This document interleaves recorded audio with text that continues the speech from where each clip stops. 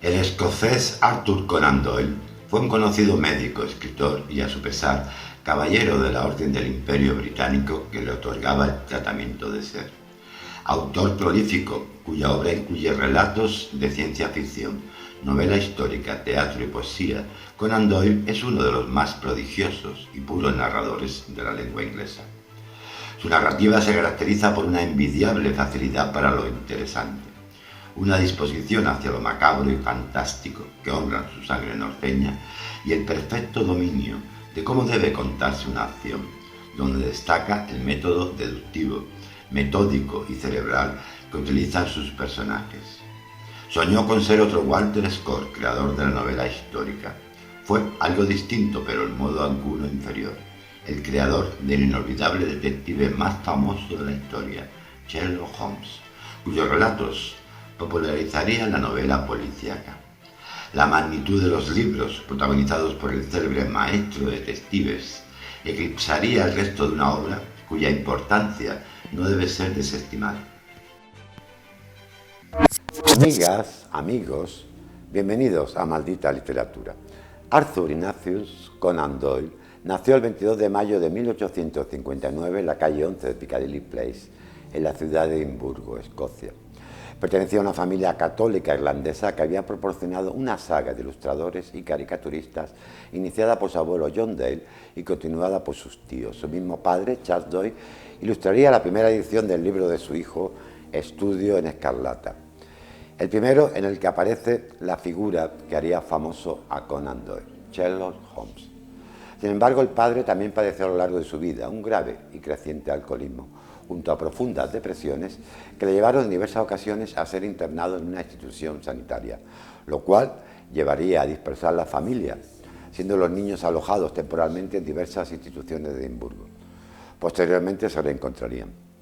Por su parte, su madre, Mary Foley, será recordada por nuestro autor como una mujer mezcla de mujer hogareña, obligada a ocuparse del mantenimiento de sus hijos, a la vez que una mujer de letras, lectora apasionada, profundamente imaginativa y gran narradora, que despertaría en él la afición por la literatura.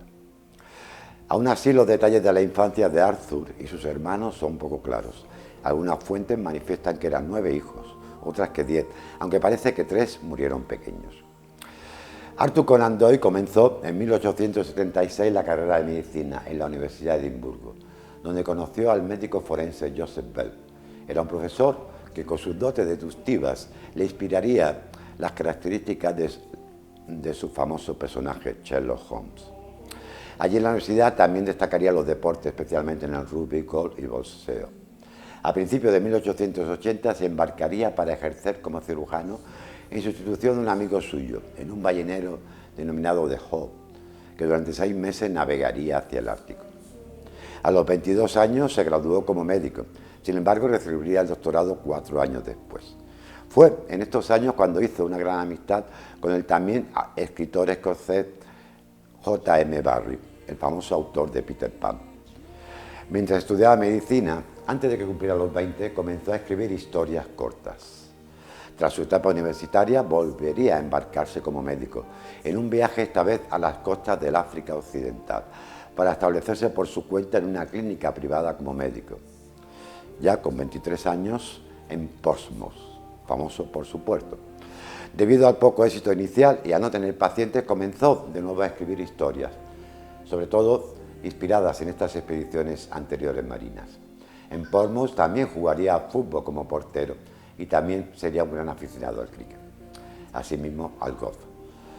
En 1885, Conan Doyle contraería matrimonio con Louise Hopkins, más conocida como Tui, con la que tuvo 2 hijos, Mary Louise y Arthur Ali Kinley. Tras una instancia de la familia en Suiza para intentar que la mujer se recuperara, finalmente muere de tuberculosis. Un año más tarde se casaría con la medium Jean Elizabeth Lecky, con la que mantenía un amor platónico hacía más de 20 años y con la que tuvo 3 hijos. Su segunda mujer moriría una década después que el propio Conan Doyle. Verá usted.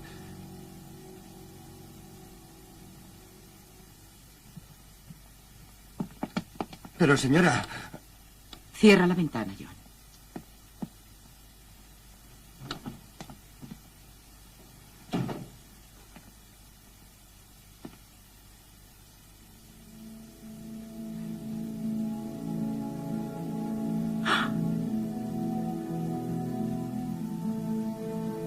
Para Sherlock Holmes, se trataba de una mujer muy especial, la hermosa Irene Adler, cuya memoria despertaba sentimientos encontrados.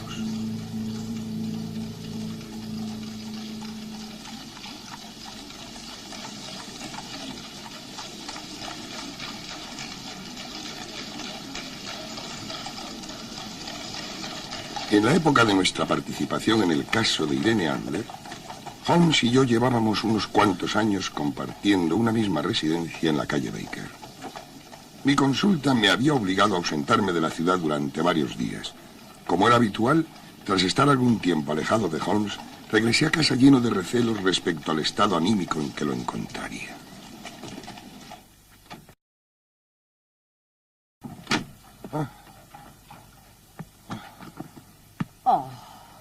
Buenas tardes, señora Hudson. Doctor Watson, mire cómo viene. Está empapado. Sí, es natural. Acabo de pasar 20 minutos bajo la lluvia esperando un coche. Tanta agua no es nada buena para su antigua herida, doctor. Deme el abrigo y el sombrero. Voy a secarlos bien. Señora Hudson, no he comido en todo el día. Espero que nos suba pronto la cena. Lo dudo mucho. No sé qué le ocurre al señor Holmes. Está hecho un manojo de nervios. No subiré la cena hasta que él lo diga. Son órdenes suyas. Gracias, señora Hudson.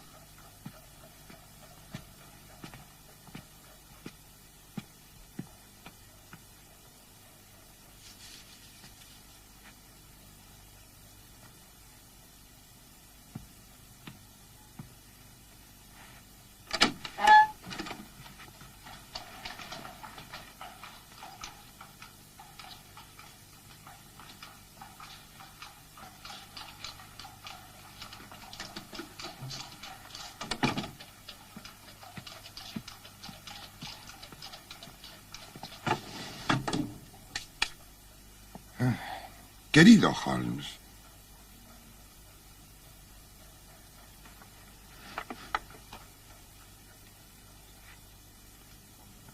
¿qué ha sido esta noche?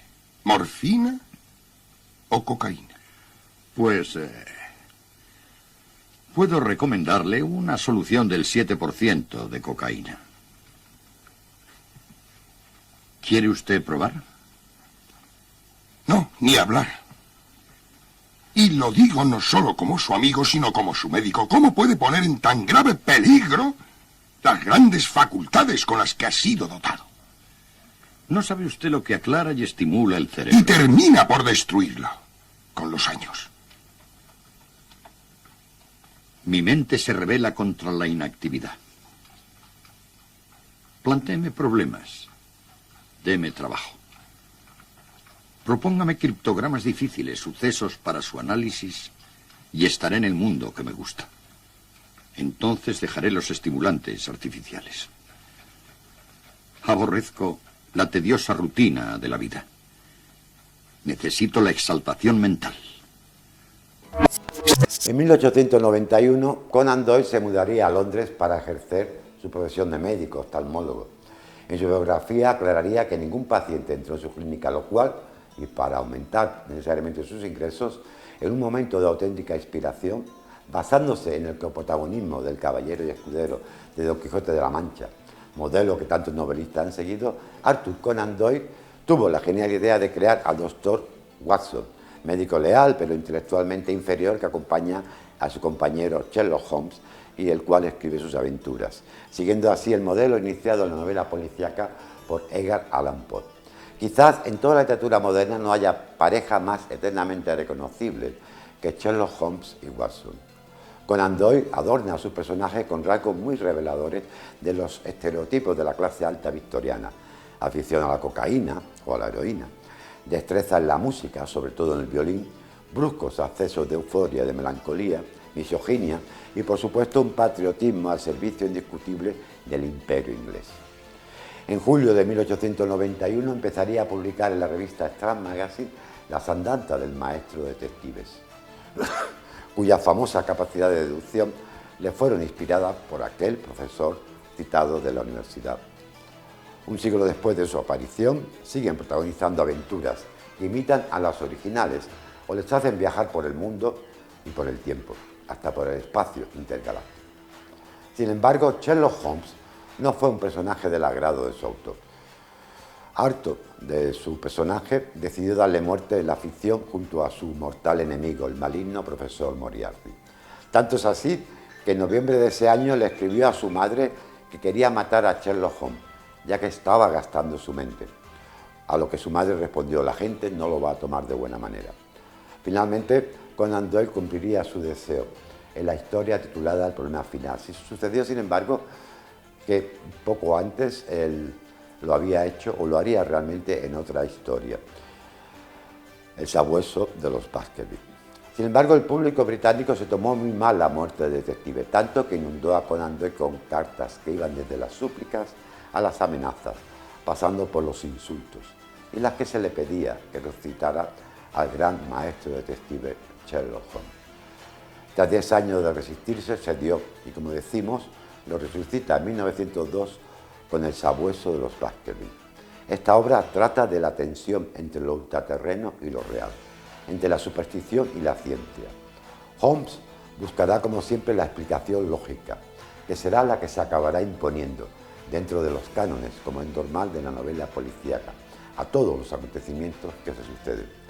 Una vez leída, ya nunca olvidamos el páramo de Dartmoor, con sus traidoras arenas movedizas, ni el aullido nocturno del perro espectral, que es el enigma del sabueso de los Baskerville.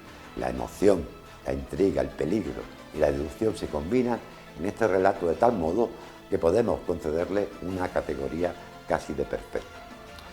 Las novelas de Sherlock Holmes, de este personaje creado por Arthur Conan Doyle, han suscitado un culto de gran arraigo, tanto en los lugares de origen, en los lugares en los que se cita, como el célebre domicilio de Baker Street, como la indumentaria de este personaje ficticio creado por Arthur Conan Doyle. Surgió y todavía pervive el culto al detective Holmes. Existe una vasta cantidad de publicaciones pseudoeruditas que se ocupan del excéntrico personaje. Dentro de la historia de la novela detectivesca, Holmes es en muchos aspectos heredero junto a Watson, como decíamos, de Auguste Dupin, el primer y verdadero detective protagonista de los 3 relatos de Edgar Allan Poe. 3 relatos en los que Poe inventa la literatura policíaca. Estos relatos, como ya vimos en el programa, fueron Los crímenes de la calle Morgue, El misterio de Marie Laure y La carta robada.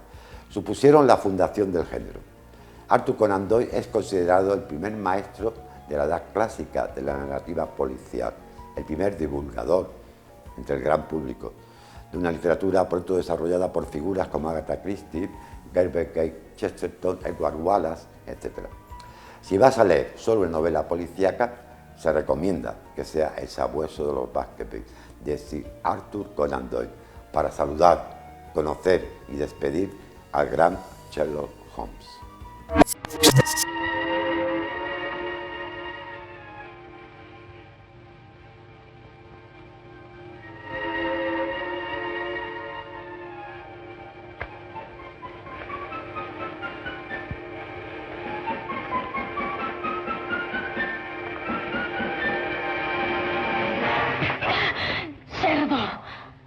Creíste que iba a ser fácil, ¿no es así? ¿No es así? No eres el primero de tu familia en creer eso. Ni serás el primero en morir debido a ello. ¿Recuerdas la leyenda? Sir Hugo murió aquí. Su garganta fue destrozada por culpa de una chica. Y Sir Charles, tu querido tío, murió aquí, ¿recuerdas? Murió porque me deseaba como tú. Y me deseaba lo suficiente como para permitir que lo trajera aquí a solas de noche. A pesar del mastín de los Baskerville. Gritando murió. Lo sé, porque lo vi morir. Y ahora tú estás aquí, solo, de noche, Y no lo entiendes, ¿no es así? Te lo voy a explicar. Yo también soy una Baskerville, descendiente de cirujo, descendiente de aquellos que murieron en la pobreza mientras ustedes gozaban gobernando estas tierras. Hemos esperado y rezado por este momento, mi padre y yo. Y por fin ha llegado el momento que anhelábamos. La maldición del mastín te alcanzará.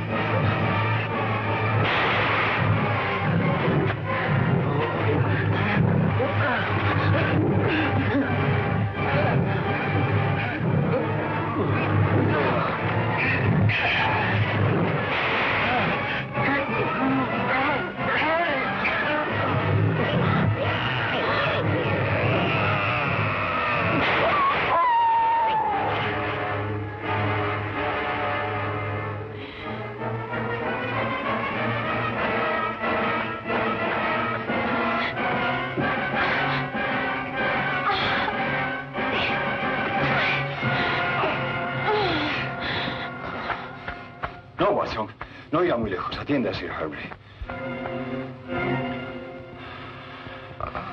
Ya está ahí, ya terminó. Ya terminó todo. El mastín ha muerto y debe verlo. No, yo... No, sí. Es mejor que lo haga.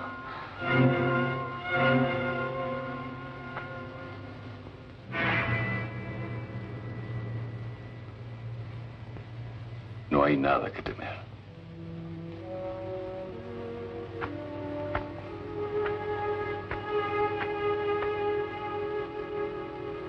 Hay un pasaje que viene de la mina hasta aquí. Lo descubrí después de que Stapleton quiso matarme en la mina.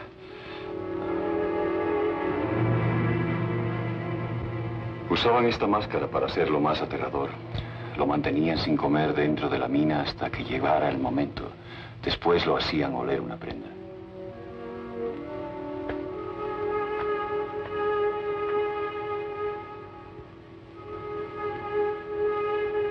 Tenían que poseer algo suyo para que el mastín lo oliera.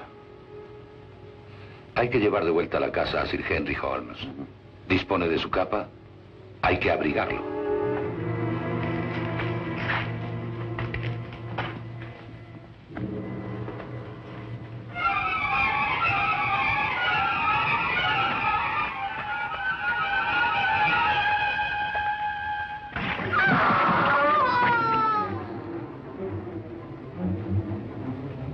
La maldición ha cobrado su última víctima. Así es. No volverá a oírse del mastín de Baskerville.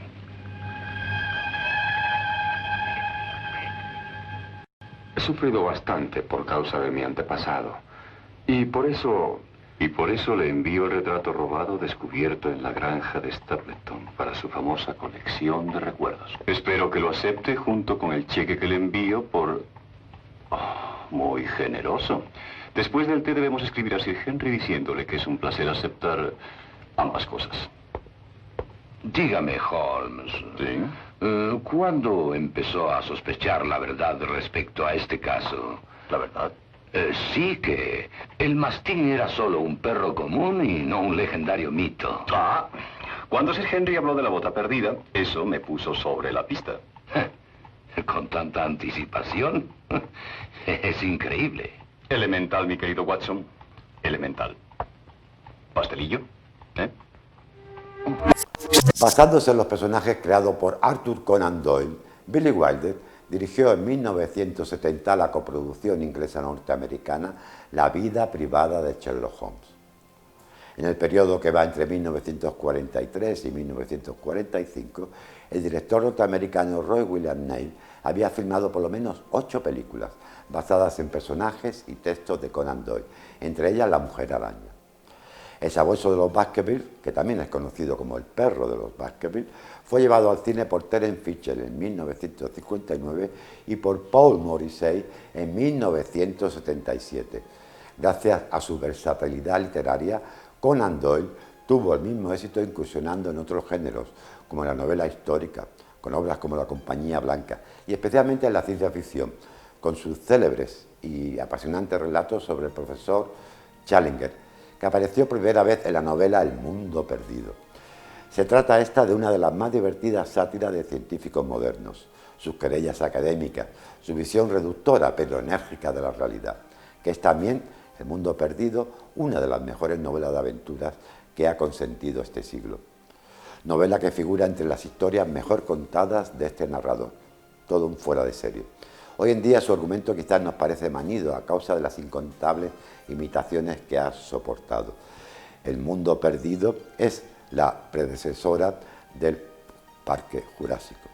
Su argumento puede resumirse así. El profesor Challenger, viajando por América del Sur, descubre el rastro de vida prehistórica en las selvas amazónicas. Vuelve a Londres y prepara una expedición para verificar la veracidad de sus teorías. Encuentran estos exploradores una meseta inaccesible en plena jungla, habitada por bestias antidiluvianas, por verdaderos dinosaurios y por razas en los albores de la humanidad. Tan numerosos peligros vuelven a Londres con sorprendentes pruebas de sus descubrimientos.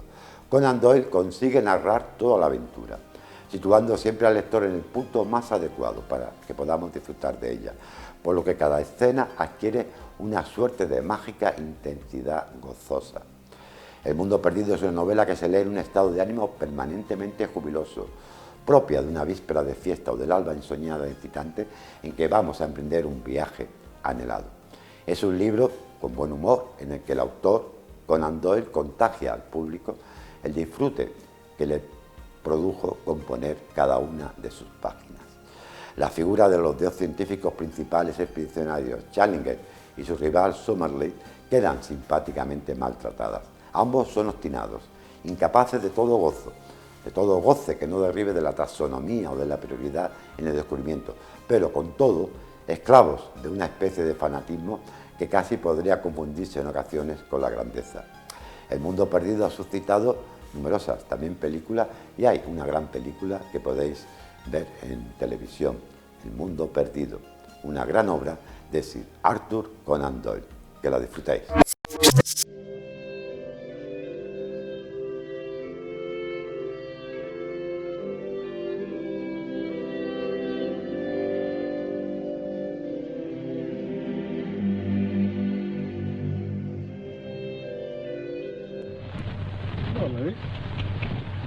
Good old boy, then.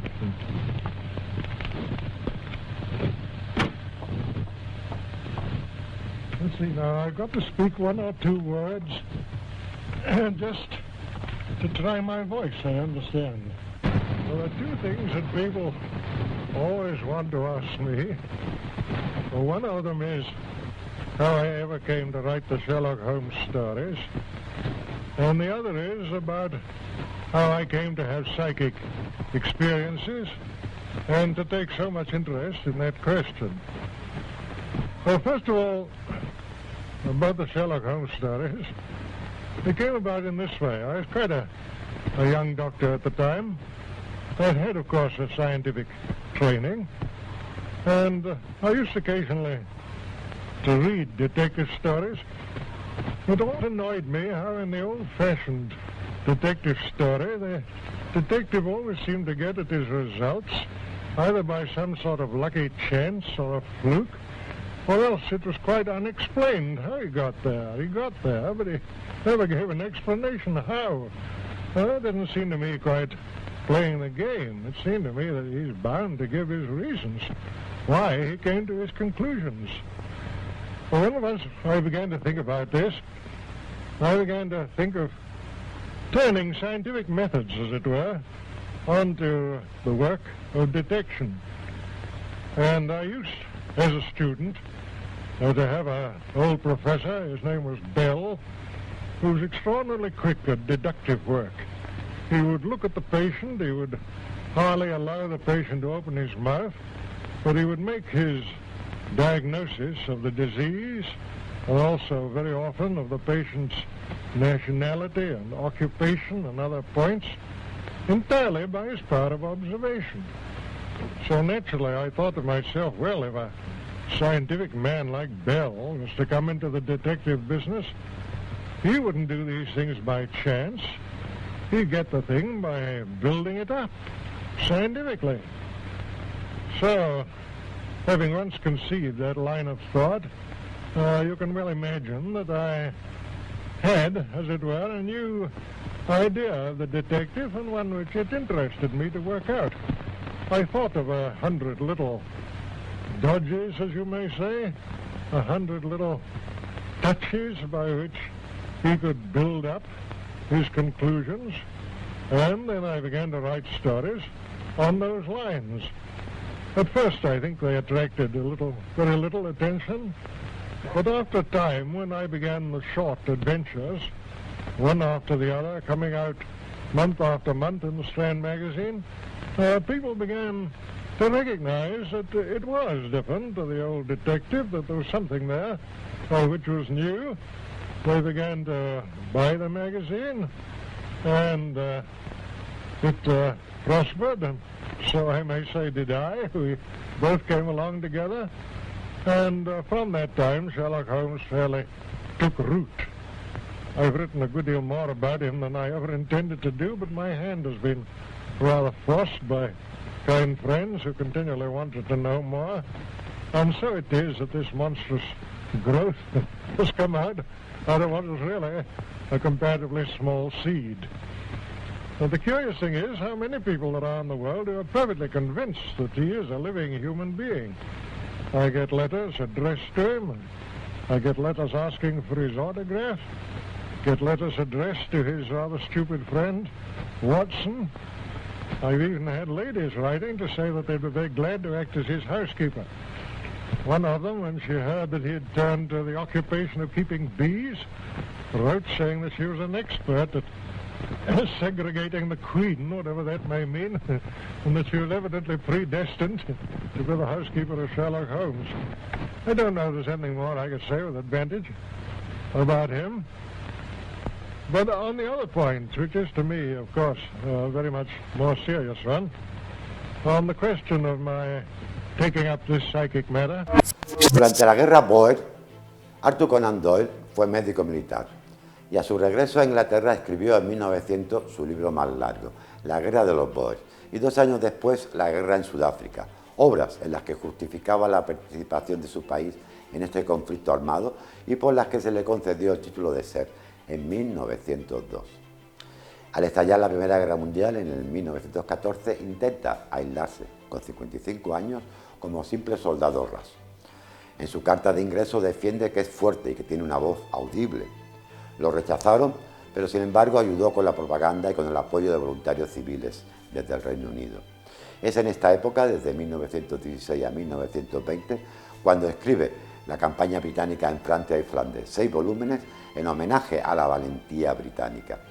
La muerte de uno de sus hijos, Kinley, por una neumonía que contrajo en el frente, le hizo estrechar su vínculo con los círculos del espiritismo, fundado por Allan Kardec, doctrina a la que dedicó mucho tiempo y energías, publicando en 1926 una historia del espiritualismo y defendiéndolo en numerosas polémicas. Se dedicó a dar conferencias y a escribir ampliamente sobre el tema. Su autobiografía Memorias y Aventuras se publicaría en 1924. Finalmente, Sir Arthur Conan Doyle moriría en Crowborough, East Sussex, Inglaterra, el 7 de julio de 1930, con 71 años de edad, de un ataque al corazón. Una estatua suya se encuentra en esa localidad donde residió durante sus últimos 23 años. Fue enterrado en el cementerio de la iglesia de Minster Hill, en New Forest, Hampshire. En el transcurso de los años se ha hecho famosa su afirmación acerca de un cuento del maravilloso, genial e inenarrable o inefable Robert Louis Stevenson, El pabellón de los Lee, donde Arthur Conan Doyle declara que era la cima misma de la técnica narrativa. No lo he leído, pero habrá que leerlo. No obstante, su fama, Conan Doyle, a lo largo de toda su vida, no recibiría ningún premio literario a lo largo de toda su carrera literaria. Y hasta aquí, amigas y amigas, el programa de hoy. Os espero en una próxima edición de Maldita Literatura. Muchas gracias por vuestra atención.